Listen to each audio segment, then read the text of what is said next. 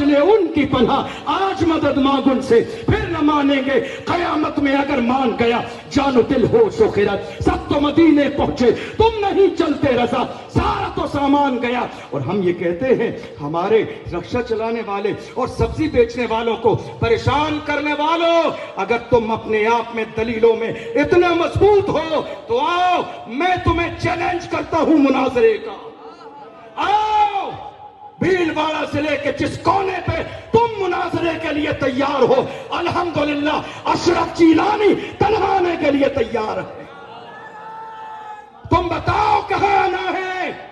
अल्हम्दुलिल्लाह हम इमाम इश्क मोहब्बत के मानने वाले हैं, हम आला हजरत के मानने वाले हैं, हम रसूल के जानिसार और हुजूर से मोहब्बत करने वाले, इमाम इश्क मोहब्बत के मानने वाले हैं। हम दुनिया को कहते हैं हमारी बातें महज अकायद की जो बातें हैं वो महज जिस बात की बुनियाद पर नहीं है, दलाइल मौजूद हैं। और अगर तुम मुकाबिला नहीं कर सकते, तुम कोई बात नहीं कर सकते, तो मैं तुम्हें आखिर में यही मशवरा दूंगा, आओ आओ और आने के बाद में मेरे इमाम इश्क मोहब्बत की चौखट पकड़ के कहो, मैं मुजरिम हूं आका मुझे साथ ले लो, मैं मुजरिम हूं आका मुझे साथ ले लो, कि रस्ते में हैं जा बचा थाने वाले।